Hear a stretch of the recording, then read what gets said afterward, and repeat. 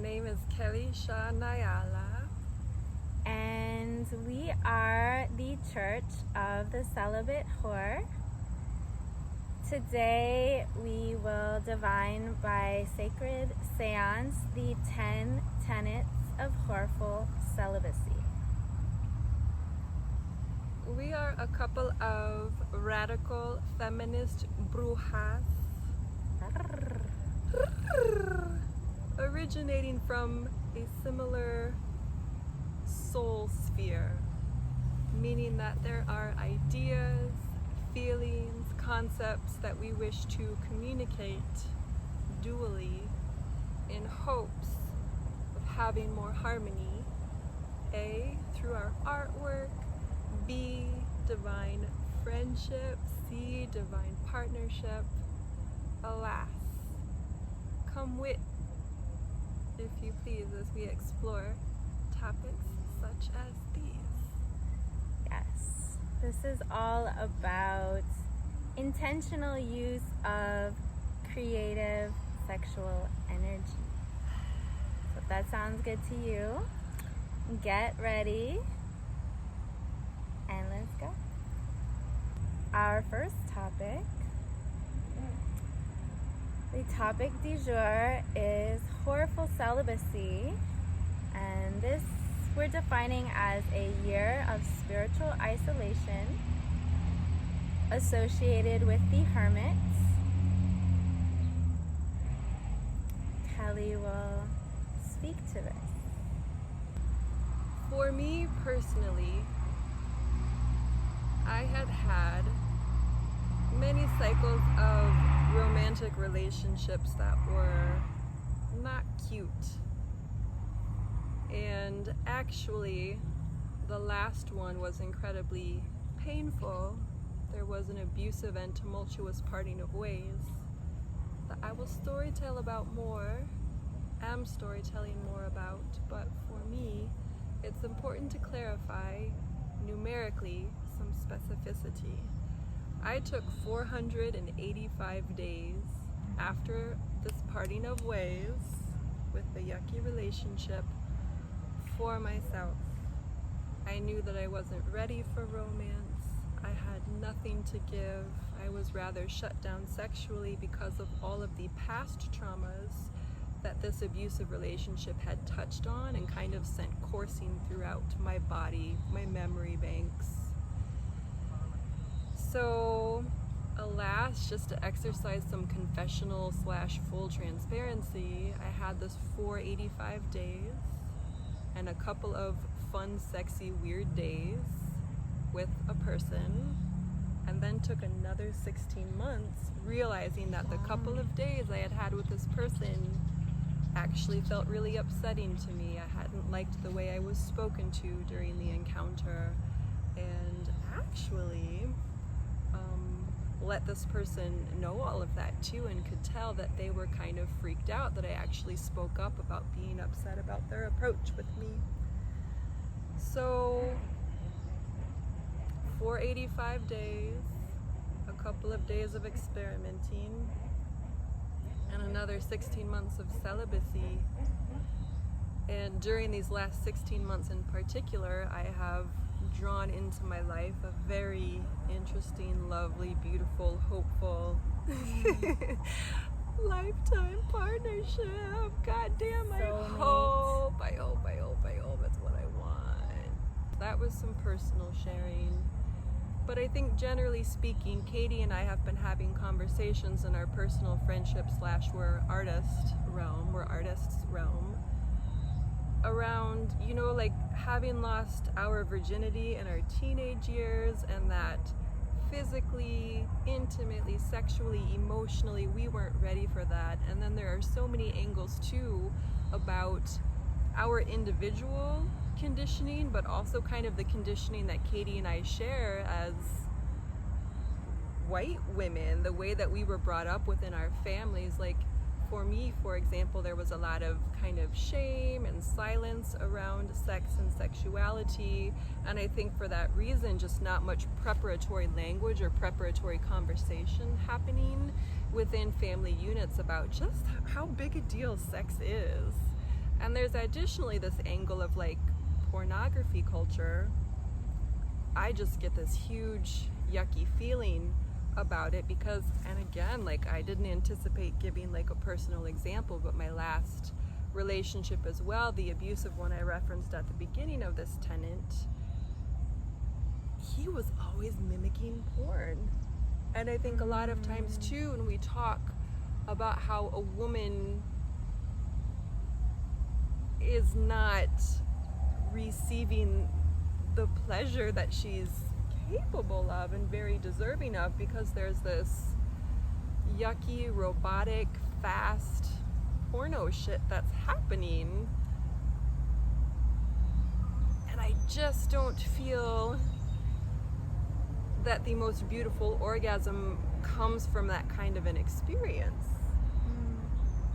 Do you know? So like there's that too, coming back into this idea of conditioning. Like I think about that culture. I was living in Costa Rica at the time, and like such a high percentage of Latino culture was conditioned by like that pornographic juju, and that actually I think for women is incredibly harmful, especially if there's been abuse or rape or like a loss of control over the body at some point in time, and then like the memory banks go back and how were you being treated at that time. So then there can be sensitivity to the language the partner is using, the way that the sexual act is going. Anyway, I'm gonna be 40 years old like before you know it, and I am just starting to feel okay, and like I know who I am enough to explore the depths of my sexuality and with someone safely. And for me, not that there's any right way for any one person, but like my soul is a monogamous one, so it's like I want that safe capsule of experience, that safe commitment. I will tell you that I didn't necessarily have this intention of being celibate when it all started. I think I was just so hurt and damaged by things that had happened at the tail end of this relationship that I was kind of pushed by something greater than me, which is what spirit, you know, to have this path of cleansing my insides and my sexual body and my mind. Too, it's like, what do you have space for in that time where you are more self-focused, you know? So the creative and the sexual energy, I oftentimes, it's like I'm milking a cow, it's like you know, they're sister forces. So there are times too where I feel like a lot of people I care about, we're in this conversation too about how if there is this period of celibacy, of really owning your power, of really clearing that sexual palette, if you will, that juju, that energy then can be transferred into the stream of what it is you are creating.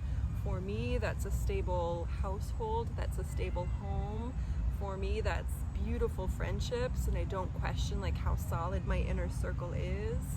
That is putting energy into baths and cooking good food for myself. And I will tell you what, when that beautiful baseline be doing what it needs to be doing, because there isn't this output of energy that you aren't ready to be giving, I just feel like you're able to procure, you're able to draw in the things that best serve you. Our second stunningly gorgeous and immaculately pristine tenant is no is a full sentence. Darling Orna will be speaking to boundaries, openness, vulnerability. I think vulnerability particularly around living as an embodied divine femme. Yes. I will pay respects by saying I came upon this idea, no is a full sentence, reading the Kronk Feminist collection, and I admitted something I've yet to fully be able to wield, I tend to like notice how much I've been conditioned to say yes, number one, and apologize if I'm not available or open or pleasing everyone, make excuses for like why I can't. No, but, and it's endless, but just to sort of like, I guess accept that aspect of being feminine. We think of it as like the yin energy or the lunar energy that we all have, that's very open, that's very fluid. Like the moon, it's always changing. It's able to adapt and merge with its environment. And, in this cycle of evolution on the planet, it's right, the yoni that's open, ready to receive the seed, to hold, to nurture, to care, and a lot of these tenets start to overlap because then we get into feminine, feminine oriented beings as doing the emotional labor and often the unpaid emotional labor. So, what I've been working on is like when I say no to other people, I say yes to myself. And I think of the divine masculine as very focused. And, if the feminine is a moon and it's cyclical and it's fluid, it's able to have one hand in this pot and be nurturing the baby on their other breast and be cooking and sending an email. I really have lived that and believe it's true, but it's also something about this like lightning bolt direct action that allows us to have a goal, see it through, to trust ourselves, to like move forward swiftly. This is that balance, and this is also where we say like right now I'm moving from point A to point B. Someone over here is asking something of me, someone else over here is asking something of me, directly or indirectly. Often these things happen at the level of body language, or people aren't always direct when they're asking for something or when they're expecting that you will accommodate or tolerate, or even I find like just really doing some self-examination how much I like naturalize or normalize or kind of like bend over backwards to even accommodate someone else's like deception or someone else's like, I'm asking you this, I really want this, but I'm gonna sort of like tiptoe around that subterfuge to make sure everyone feels good and feels happy, and we talk about this in our year of celibacy and like saying no to like if someone you're interested in or someone that's interested in you is being driven purely by lust, or is in a moment of like feeling that passion and fire, and are you letting that guide the situation when deep down you don't really want that. You're not looking for something temporary or something that's gonna be cold the next day. As much as we can glamorize that or enjoy that in the moment, saying yes to yourself, not having to apologize just for having your own path. A lot of conversations I've had with women recently have been about being in abusive relationships, getting caught in this sort of web of being a punching bag for someone else, or being like the wet nurse for someone else's insanity or bad behavior or violence. And we fall into that role almost like without knowing it, because of love, because of just compassion, maybe because we don't trust ourselves to have direction, and we like to project our radiance onto someone else or believe in someone else because we haven't done the work to like fully trust where we're going. The feminine can be that. It can be a bit all over the place or confused or unsure in a way in its nature at times. So yeah, no is a full sentence. Just standing in that, practicing that, and really knowing where you're going, what you're looking for, and sticking to your commitments to yourself. Energetic yoni, and emotional work.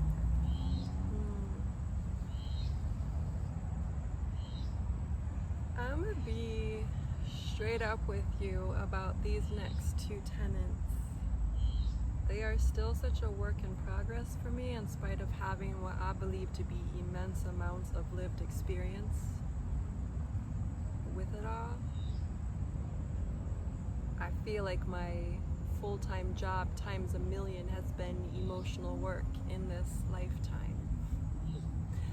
And I think to a very large extent, I've done an incredible amount, and not incredible like awesome, amazing, but like incredible / not really fair amount of emotional work for others. And as we do this lovely interwoven gesture and form this fuller picture of the tenets and how they all come together, web, we be lacing them shoes.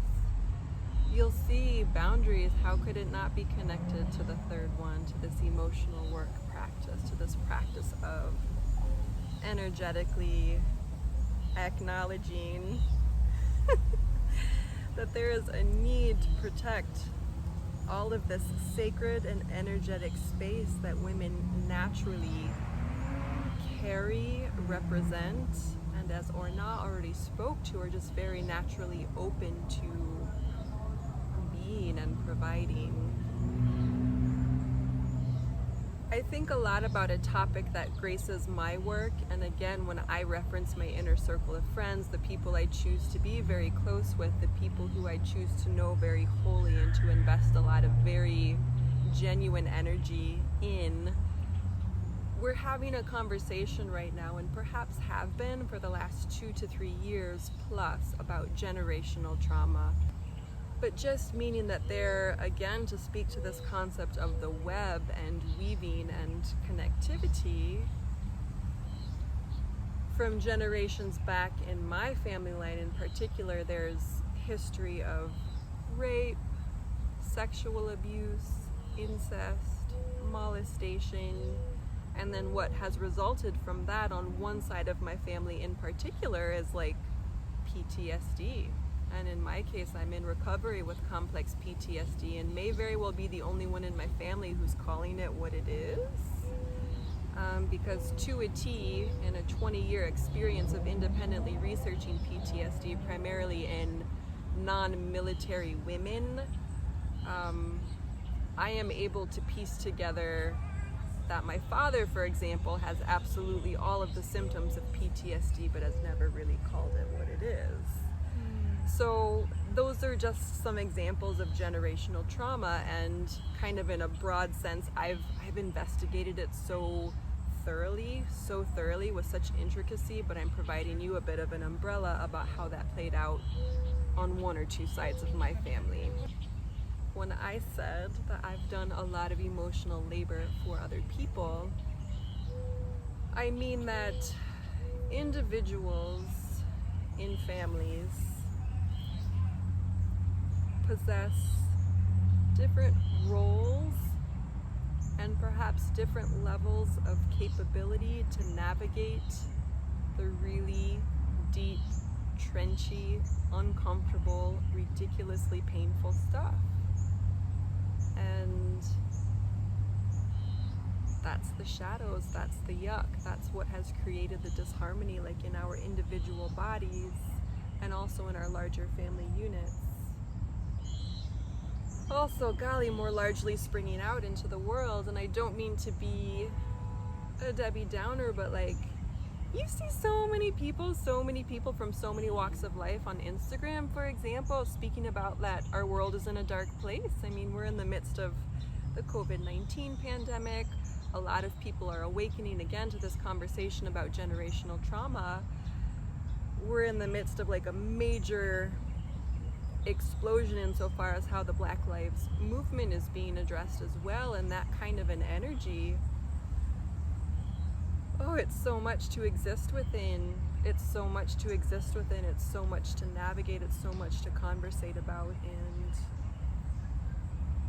just that. I mean, I feel like I can't not say that. So emotional labor, if you can kind of work with me, we're all in it. We've all been in it. And I think especially if you come from a family background where there's been a lot of pain and a lot of trauma, there are perhaps some extra levels of work that are required of you as an individual to actually exist in this world, to not have taken your own life, like I'm not even fucking joking, to just be here. A and B, I guess, can kind of be the same, to just be here, to just be doing it. So I know for me that I wouldn't be capable of sitting next to or not even forming full sentences, experimental poetry as they may be, like I wouldn't be capable of doing that were it not for the near 2 decades I've invested in therapy and in doing like this deep emotional work, which has had me nose to nose with all the devils in the world, you know? And there may have been moments where we fall to darkness inside of ourselves, feeling absolutely curled up, absolutely alone. I was reflecting even just this morning, like I still pull up within every day, like cheerful, and that can annoy the shit out of people who are going through what they're going through, but it's like that's part of my practice at this point in time. Like I pull up sparkling in spite of the fact that I've been abused. Energetic yoni. And the next tenet will speak more to it, so there's a lot more to expand upon. But a lot more to come. There's a lot more to come. Moving into the 4th tenet, which is protection, self-protection. Kelly will elaborate on this as the alien Bruja in the house, going into spirit animals and symbols and different ways that she's explored protecting herself energetically. So as we get started, I think about something I intended to mention with the 3rd tenet, and I feel like it ties in really well with this 4th as well. There's a couple of things that come through. One is that as an artist, I think sometimes words can be so tricky. You know, when you live in this experience where it's synesthesia, you know, there's always something happening, there's always an experience coursing through your body, the sound is doing what it does, you know, the conversations in your real life are doing what they do. And I feel like for me personally as an artist, I'm always conceptualizing whether I'm on or having a restful day. There's really no exit from this being, from this lifestyle, from this artistry. So in that way, when there's this kind of individualized experience that the artist is having, it can be difficult to explore with words or to explain with words like the intricacy and the magic and the specialness of this very personalized protective experience. For me, studying Native American animal medicine, animal totems, has been a wonderful mode of protection. So if I have a dream and animals are coming through, I've been seeing lately a lot of Arctic animals, orca whales in particular, ants, dragonflies, butterflies, you name it. There are seasons where any number of different animals may come through for me in my dream realm, but also if I'm out and about hiking. So with this sort of symbology, you know, the individual can do some research about what this animal represents and to what extent it is they're providing knowledge or a mode of protection in their lives. And so too, like the individual, I will assign also like just kind of my own special meaning. And then I think too, it's like it's very much about trusting yourself. Sure, there are these incredible guidelines, ancient guidelines for what the symbology means, but I think nowadays too, it's like Orna and I think both pull a lot from so many different practices to uniquely accept our own, which is rooted in You know, it's rooted in Native American interest, African spirituality, hip-hop culture, all of these different things. But also, we're the kinds of girls who are going to pull up to a foreign country and like get naked and jump in your ocean. Like, we're as capable of operating as city girls as we are just like these wild natural creatures.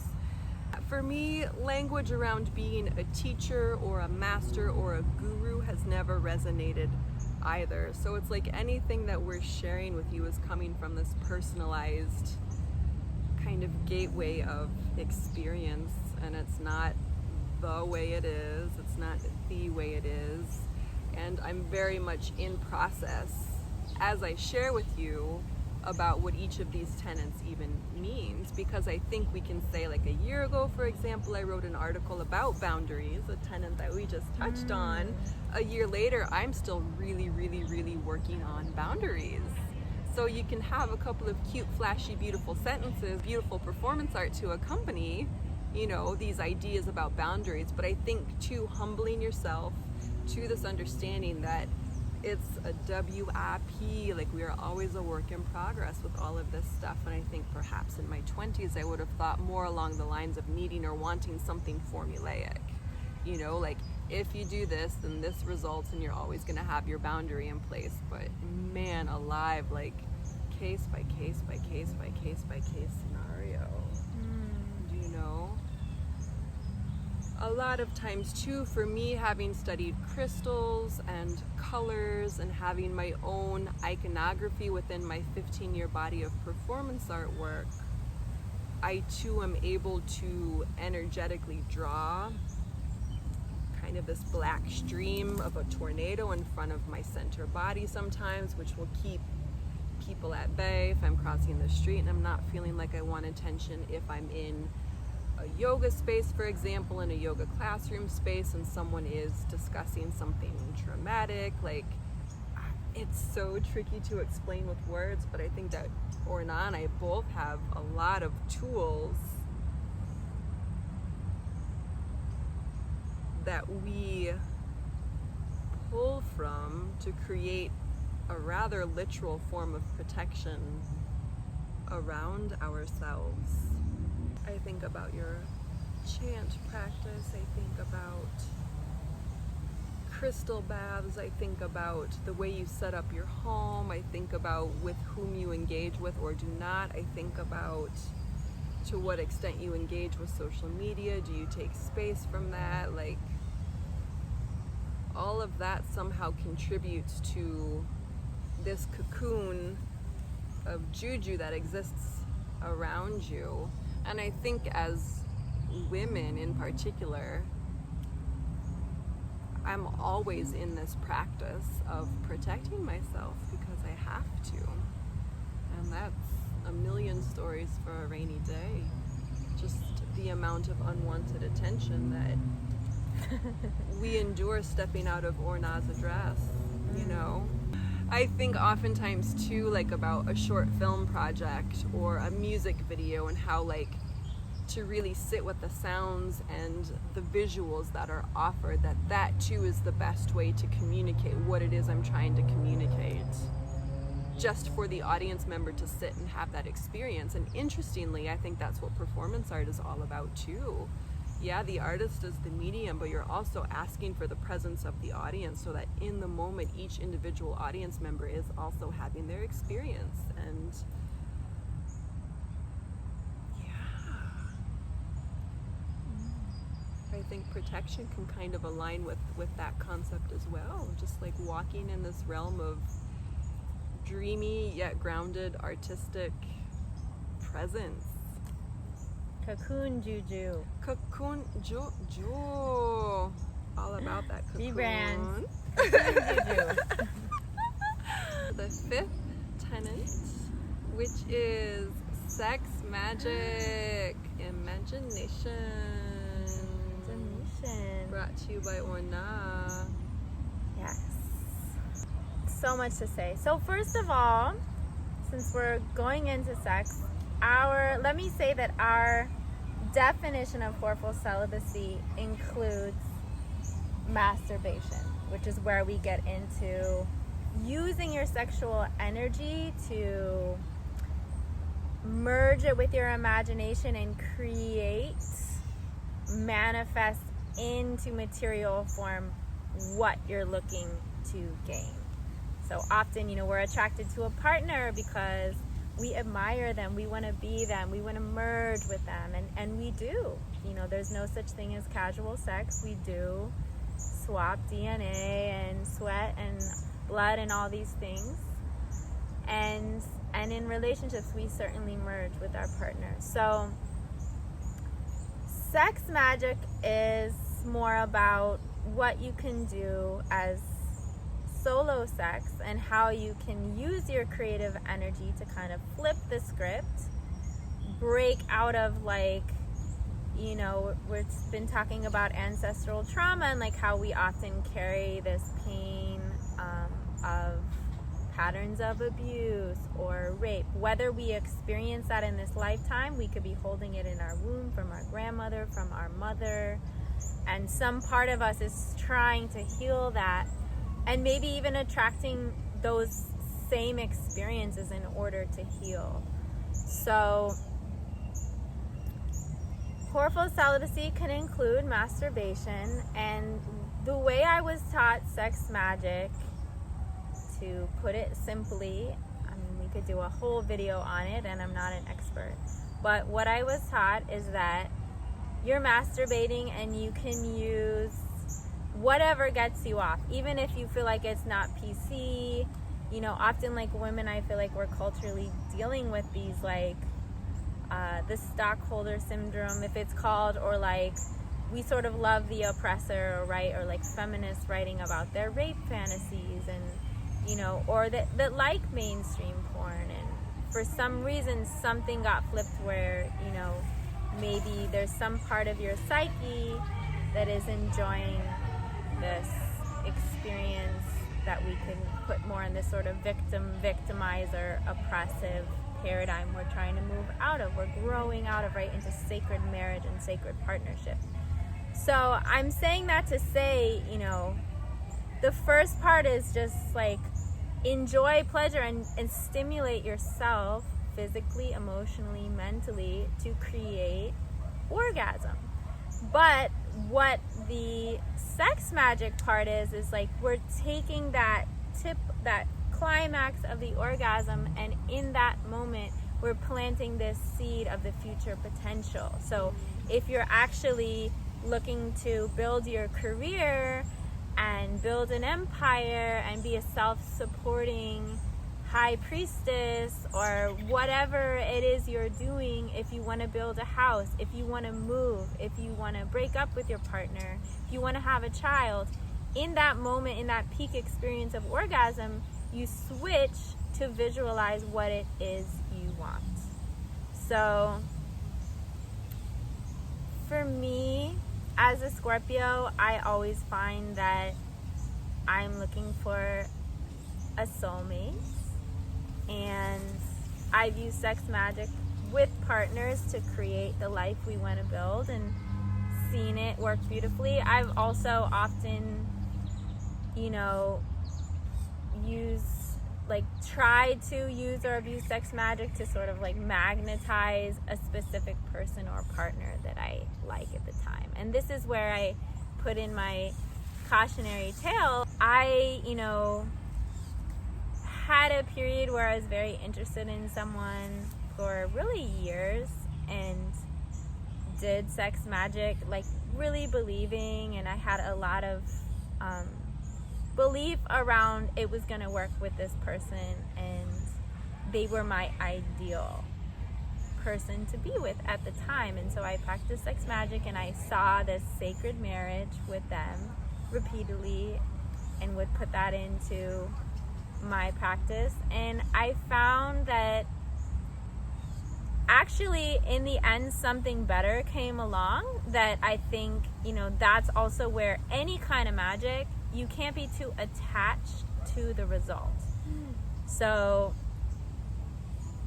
in my life at the time, there was one person that was my ideal mate, but by the time it came where I was really partnering and coupling in a serious way, another person came in that I think did like fit the sort of general vision of what I wanted to create, and they were a better person for me and a more available person.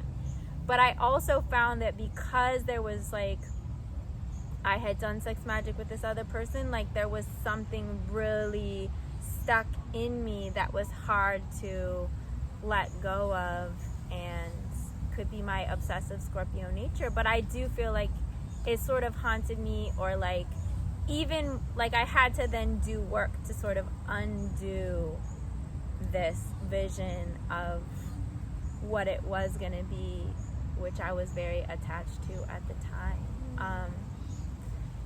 You know, so often, like, we'll talk about commitment as anti-capitalist later. Like, as artists, we think of ourselves as radical visionaries.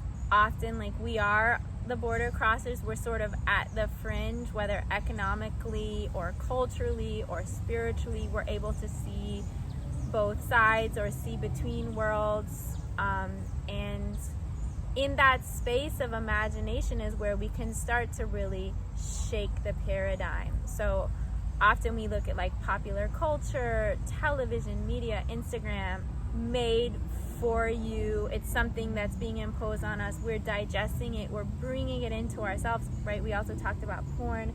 And then we're like unconsciously living out these archetypes that are old paradigm, that are not really serving us, you know, and our imagination gets limited to what is available, you know, and what is being presented to us. Not to say there's not a lot of radical visionary television shows and people making waves in every industry, but to say that, like, be very careful where you have your fantasy life and how you intentionally use your imagination to create a higher vision for yourself, you know. And I've been working on that, like breaking out of, like, you know, loving the unavailable person, or loving the mean boy, or even, you know, I see it in female relationships, like being really attracted to the person that sort of snubs you, you know. So like just flipping the script, for me it's more been recently about self-love and how, you know, I can say, okay, this is where I'm at, this is what turns me on, but this is where I'm going. And by raising up to that vibration and taking time, right, to fully embody that new vision with trial and error, that's how then we magnetize right relationship and someone that's willing to really meet us, and then also grow and transform and transmute with us, which we'll get into. I'm so excited about this tent. I am. This is number 6. Number 6. This is all or nah. Fertile Empress. BDE. Big dick energy. Aye. Let's go, girl. Yeah, so I'm just gonna like freeball this a little bit.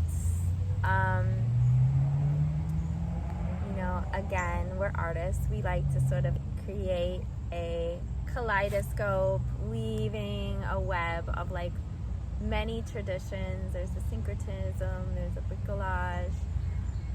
I was put onto these terms recently by a guide called the Bronx Bruja, and she uses tarot. I've used tarot a lot. In like say the past 5 years, I've even questioned, you know, my sanity around it at times. It's particularly during the pandemic, you know, I felt shaky at times. I felt like, you know, we thrive on like having some sort of like thing in the future we could sort of grasp, whether it's an art show or whether it's a date or like an outing, or, you know, like there's been a sort of limitation on that and a limitation on what we can create in the future, right? We, like a lot of us, I'm an artist living in New York City, we went from living these jam-packed lives to like okay, like there's no place to go, nowhere to be. In a lot of ways, that's been so healing. And I found myself relying on tarot a lot. And my favorite card, of course, is the Lovers, because I'm always just like, yo, like I'm ready.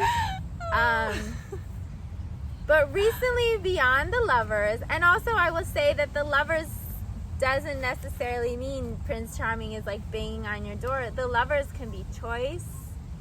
It's the twins, kind of like associated with the twin flame. And it can be like a crossroads, like even choosing to be in loving partnership with someone is such a deep dive. Like you're never going to be the same again. So the Lovers represents that kind of choice. And yeah, I mean, it represents so many things, but it's the Gemini energy. And the Bronx Bruja like brought in this idea of the fertile empress and the emperor, who is big dick energy. So, you know, in many decks they have different names, and of course we can relate them to different cards. I think, like, you know, it might be like the Pope in a different deck. But it definitely is the masculine and the feminine. You know, especially during the pandemic, I've been really focusing on being in nature and this like sort of holistic view of fertility, allowing myself to be feminine and to just enjoy this sort of grace and ease in my life. You know, that's like a new paradigm thing, and something that's quite unfamiliar, that we are like coming out of the Industrial Revolution and moving into like the fourth Industrial Revolution. It's scary, right? We're all like babies of the digital age, but there's also this sort of like slowing down that's happening, where we're able to like feel into our environment more. You know, I've just spent a lot of time with my son and like really appreciating what it is to be a mother, and also thinking about, if I were to have a child again, how would I do it differently? How would I like really honor that sacred experience of being a vessel, being a mother, carrying a child? You know, and part of that's been like really healing for me in terms of like flipping the script around marriage, right? We're going to talk about sacred marriage, of like, we desire the soulmate, we want to be loved. Like my whole life it was always this thing of wanting to be loved and not being loved in the way I wanted to, or not in the time I wanted to, and like in that sort of like not fully seeing the whole picture and not really honoring how I was showing up. Like if I'm showing up like the mopey, wounded, heartbroken adolescent all the time, and now I'm much older, and like really stepping into the shoes of that higher vision of, you know, I am interested in having another child and wanting to like merge with the masculine, which is big dick energy. You know, I also really identify with that as something for myself, and how I move, and how, you know, I don't want to be the child of some man's money or some man's power. Like I want to be my own empress and be sovereign over my environment. Big dick energy is like the yang, is planting the seeds and fighting the battles and seeing it through.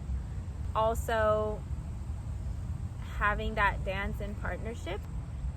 If you're carrying a child, you're relaxing into that space of more the fertile empress that's breastfeeding under a tree and is able to fully become the nurturing mother, because you have a partner that's able to go out there and, you know, be in the world, moving mountains, creating economic security, creating a base, creating that shelter. Yeah, I guess for me it's very personal and universal. You know, there's definitely different stages of development in relationships. Not everyone chooses to procreate or have like the dick vag relationship, but it could be imagined in very different ways. I think the emperor and the empress are mature, and they show up and they have a responsibility. They have power and they have responsibility. So the lovers could be fleeting, could be like, you can fall in love with so many people, right? And share in a true love's kiss. But the emperor and the empress really pull up and show up for each other. There's a divine plan and a magnetism that happens there. And, they have enough, and they actually have an abundance to the point that they're giving back, and they're more in service, and they're sovereign, and they have wrath. Ooh. They know, how to also protect. We said boundaries. Like, not everyone is necessarily a friend of the emperor. Like, a very strong sense of like, this is who I am, this is my beliefs. And same with the empress. I'm okay chilling under a tree breastfeeding. I don't need to do the work for everyone else and everything. And, Love. Yeah. Love. Queen thing. So, creation, Sublimation. Art. I feel like we've touched on this in weaving our web, right? The creatrix. I was talking about always being in love with love.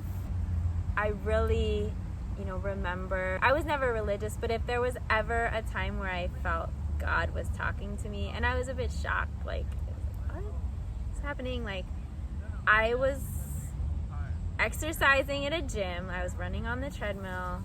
Not really a gym person anymore by any means, but I was 13 and I was there with my parents, and I was in some state of heartbreak, as I was in the first 3 decades of my life. And I was, the wheels were spinning, and I just was like, God is speaking. Love is not the most important thing for you in this lifetime. I took that message to heart, and I also was like, but everything is love, and like any spiritual teacher you will talk to is like, all is love. But then again, there's a distinction too between everything is love and romantic love. They say, your second Saturn return is 59 when you realize it's all about love, but that could be the love with your grandchild, and the love of like helping an old lady across the street, and like the love you share with a butterfly in the fairy forest. That's been a repeated lesson for me, and I've been talking a lot about the heroine's journey of the feminine, right? Female-bodied, female-identifying. I identify as a queer femme. It's like we are always looking for the beloved, and that could be the mother figure, that could be the lover. And the ultimate work is to become our own beloved and our own mother, and really be at home in ourselves and in love with ourselves. So for me, I actually started making art from this place of heartbreak and sublimation.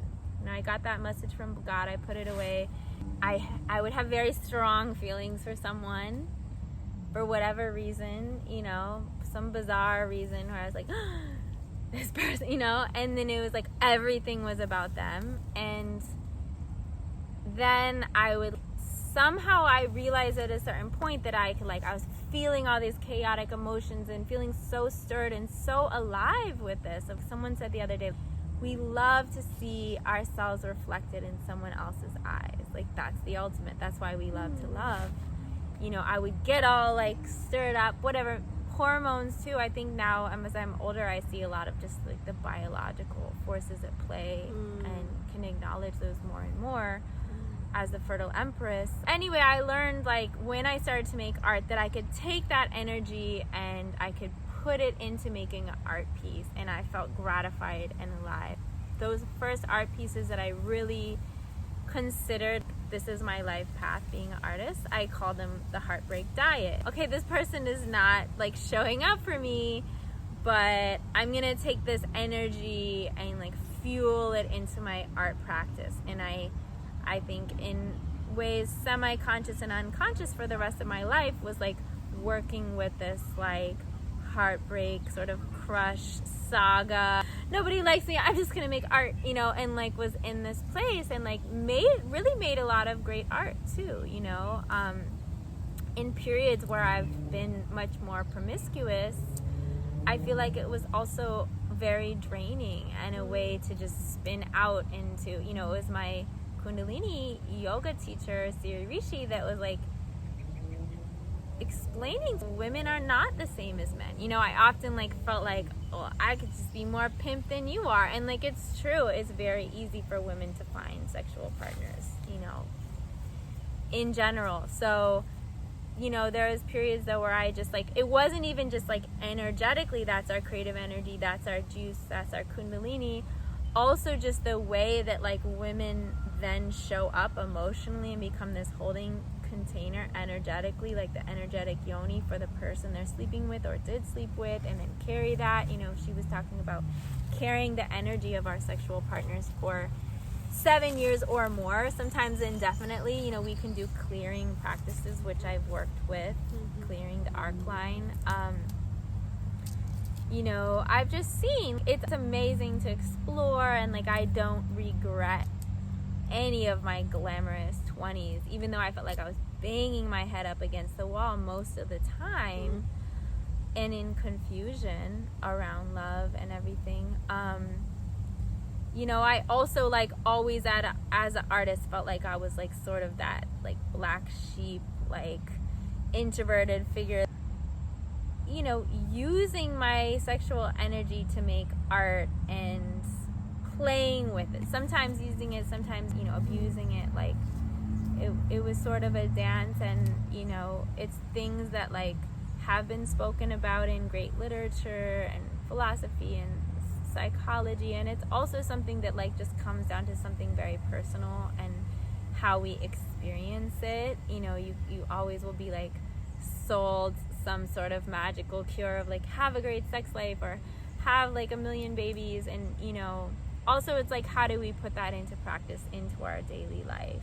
And you know, again, our imagination is key, and our consciousness is key, and we're definitely in a war of attention and consciousness right now with social media and surveillance, and you know, like what you focus on grows, where your energy flows, you know, you flow, it grows. We have to know what we're feeding into, if that's a crush or if it's an art project. And for me, it's always been very muddled, and that's always been my work. I recently had a dream where an astrologer friend told me in the dream, like, the first part of your life was about love, was learning about love, and the second part of your life is about life. And like, it's sort of just silly. I think it's really speaking to this getting out of my own way. Like, you can make love to anything and anyone and anywhere, and like, you know, meditating is just like merging with the universal field of love. So showing up in the moment, showing up for life is like just receiving what life has to offer. It might not be good, it might not be pretty, it might be a smack in the face, you know, but when you're not showing up and you're stuck in that story, why doesn't he like me? That, you know, you're so particular and fixated. Like, I'm always so fixated on the big dick energy emperor, and where is he, which door is he behind, I'm gonna mastermind this, you know. It's like I am not able to then like show up and be fully present and be in love with life.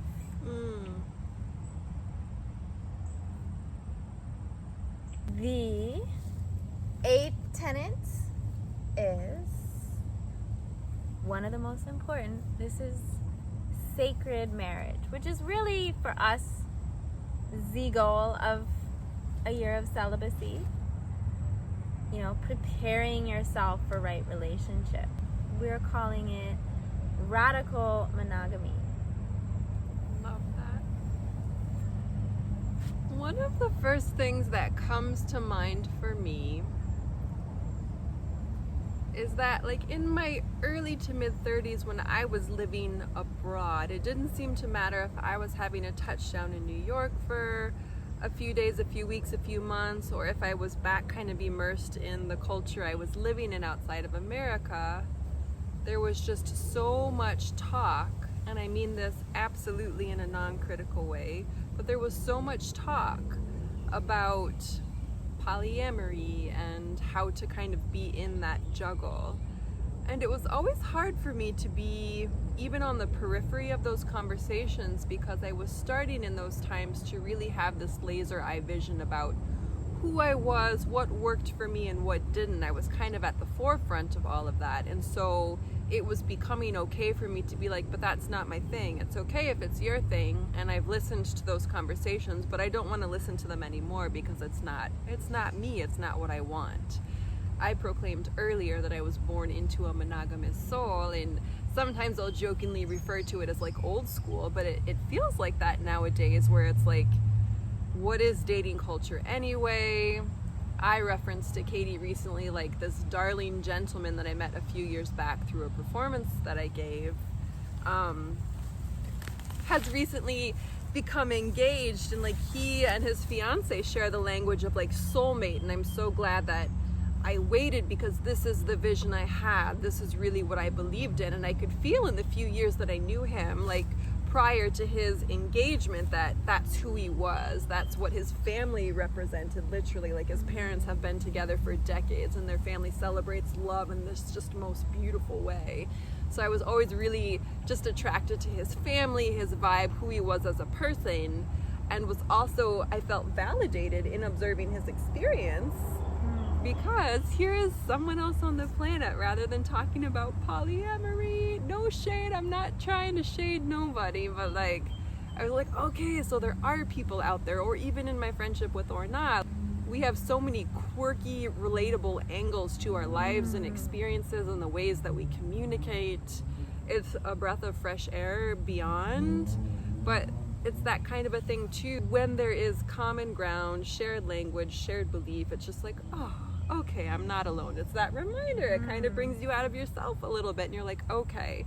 So anyway, all that to say, I feel excited about this terminology that we've come up with, radical monogamy, because I feel in this day and age that it is radical. It is more unusual that people are actually practicing loyalty to one another and to committing one-on-one to just like, oh man, like, I just think the depths of a woman in particular, like, you always gonna be peeling that onion, like, always, and like that kind of investment to me is beyond intriguing, beyond beautiful, beyond, and I think for that to be a demonstration in this day and age is kind of miraculous and really beautiful. And I think in developing these tenets, Orna and I have been really honest with ourselves, and you know, for a few years now I've been really honest with myself about that's who I am and that's what I want, and that's cool, girl, like, that's totally cool.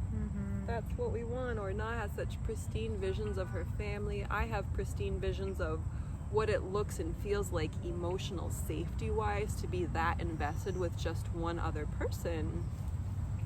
And I'm gonna tell you what, I talked a big game about a husband for a really long time, and the most unusual husband has shown up. You know, that's a story for a rainy day too.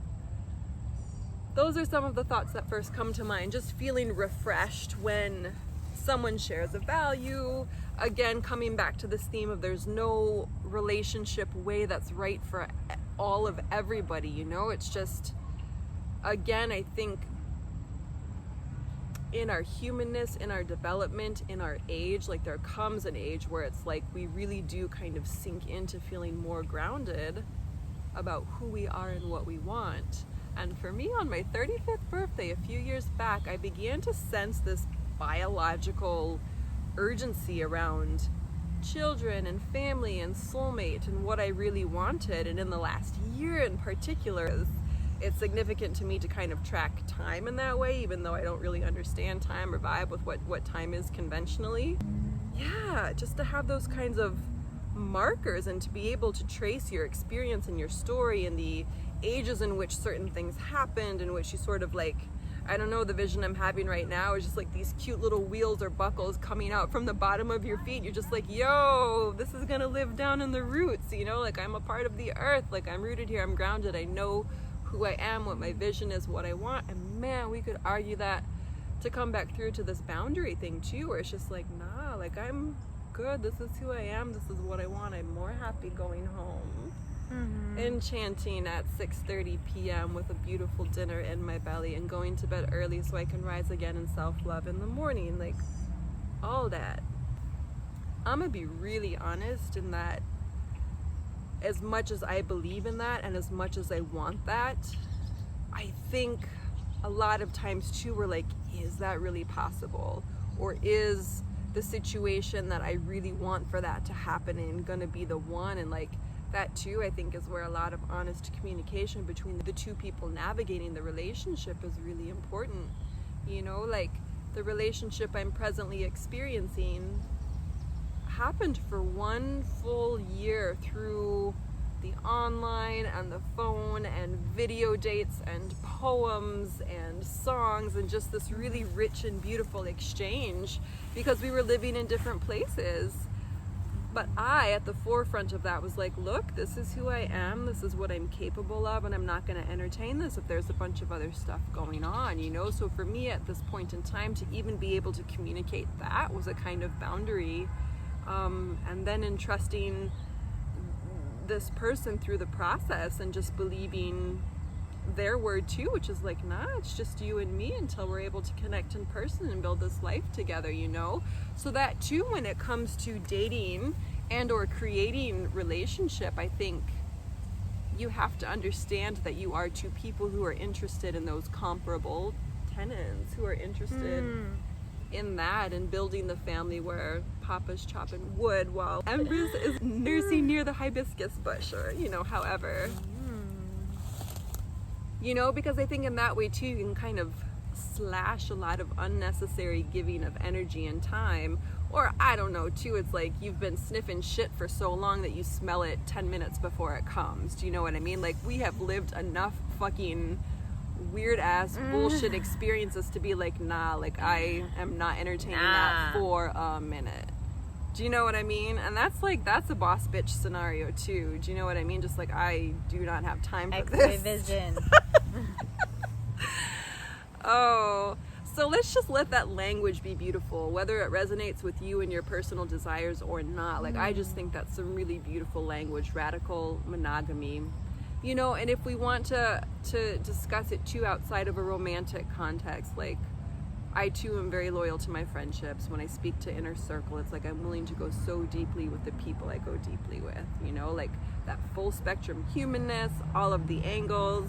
If you've got me, I've got you, and I'm going to be there like when you've experienced death, or if you don't have a home. Like that's the level of pull-up that we need to be demonstrating to each other, I think, especially in these times, especially if we've come from broken families where we don't have the ability to ask for that level of help. So radical monogamy too, just kind of having that vibe too of like, let's really create these sturdy relationships with one another, something that's genuinely sustainable, and without it feeling or seeming rigid. It absolutely is a kind of commitment, you know? It's a soul level, sweet, beautiful commitment. That's how I view it, and I live for it. Real talk. Real talk.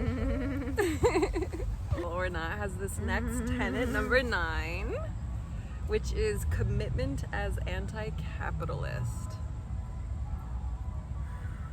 Yeah. So I think, you know, there's many ways we can think about this. You know, I remember at one point I was dating someone, and I think like the idea of marriage came up, and you know, I was very radical at the time, and I think really healing too from my parents being married for like 30 years and then sort of splitting up, and me kind of feeling like it was all this sort of like arrangement, I guess, that was like more about logistics and finances than love. And I don't know that I believe that anymore. I feel like I have a much more complex understanding of the wovenness of all those things. But I remember telling this person, like, wife is a 4-letter word where I come from, you know? And I was like, I'm not going to be anybody's wife. That came from this understanding that the institution of marriage in the way I understand it, living in Judeo-Christian white male patriarchy, is that the wife is the property of the man. And you see this played out in a lot of cultures through like the buying and selling of brides. And sure, that's like the privileged position of the feminine, because we also have all the other positions in the like the food chain, right? Of like, it's a privilege to be a wife in a way. And you know, it's also the bird in the gilded cage, and it's the pedestal, and it like feeds into the virgin whore dichotomy of like the fallen woman. And also now we think of that in today's culture of, you know, just how powerful women can be separate from a man as strippers or as prostitutes, and you know, they will never fit into that Madonna archetype in the classic way, but they have so much autonomy and freedom, you know, having reclaimed that female sexual power, which is a big part of my ethos as a feminist.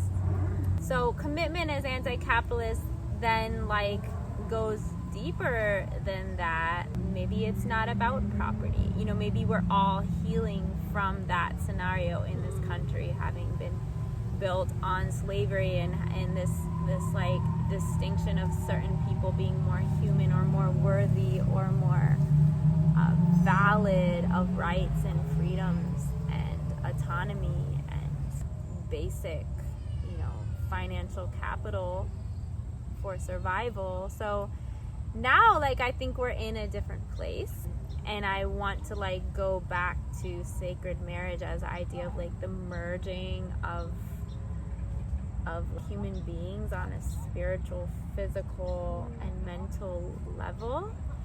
And I think that's a commitment that's very anti-capitalist, just in the presence and the care that we give to those relationships.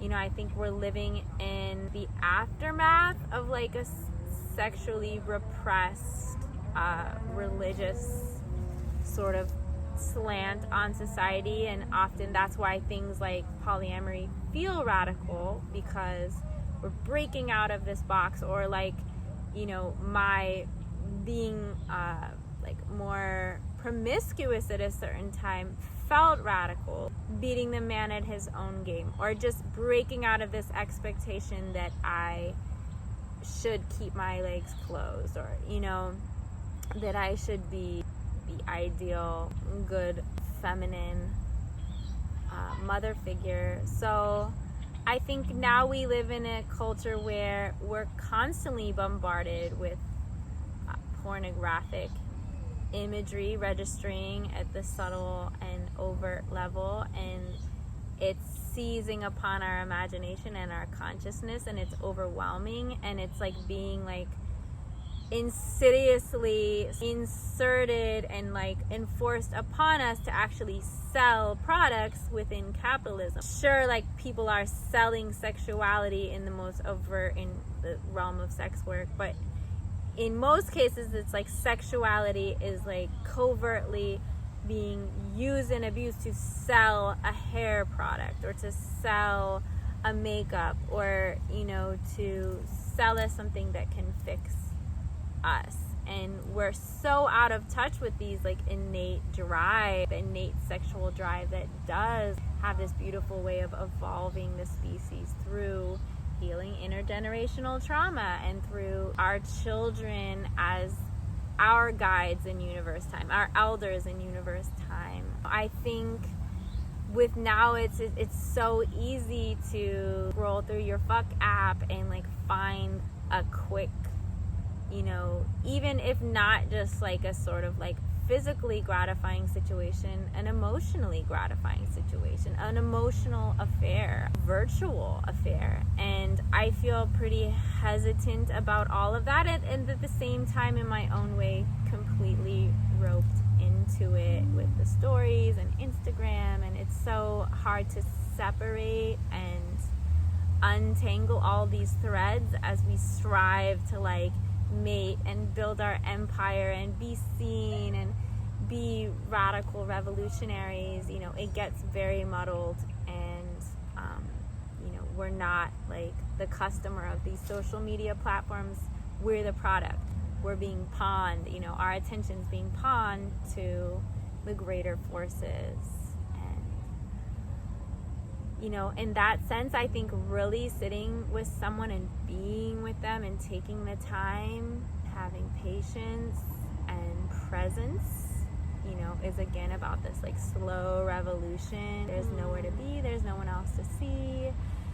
You know, forget the FOMO. When we get into that mentality of my mom, there's a lot to say about my father, but she, you know, dated him for 7 years, and she just said something like, he treated me like a blender, like he was looking for the best model, and eventually he just, you know, decided it was me. I think when we have like this overwhelming amount of options, whether they're like real or pseudo relationships offered to us, we do get into this like overwhelm, like a kid at the candy store kind of mentality where nothing is enough, and there's always someone with longer hair and a bigger booty and bigger arms and, you know, a bigger dick, and it's just like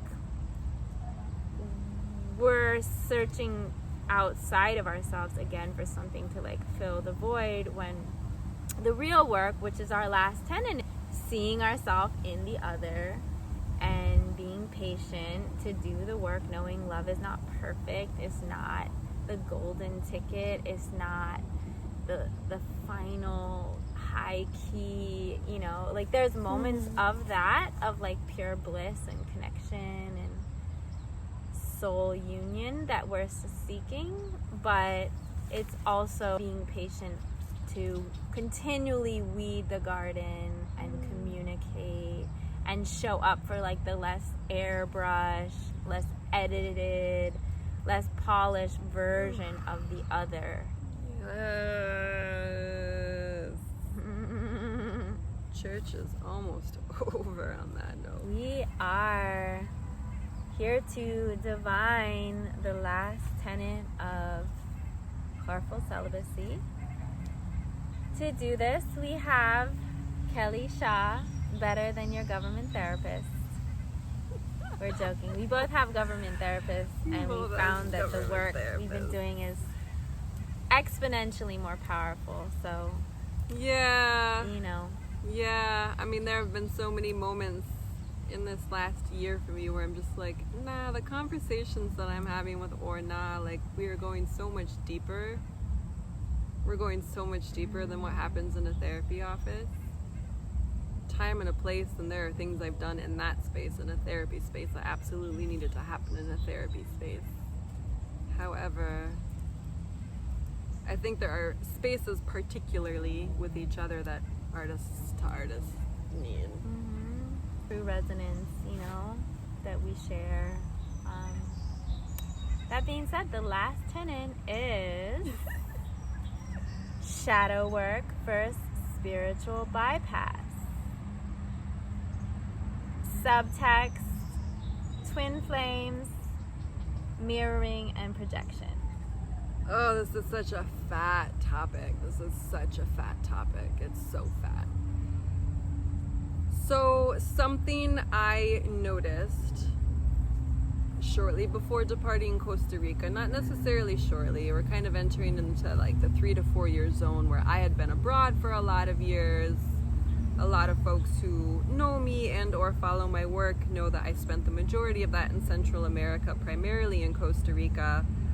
And it was a really beautiful and also incredibly complicated and painful situation. And there had been 2 different chunks of time for me where I had gone to a yoga training there, pulled back, came to my American life, and then decided I wanted to have like as much of a full-time experience living there for a number of years. So those experiences happened at different times. However, I had this kind of unifying experience.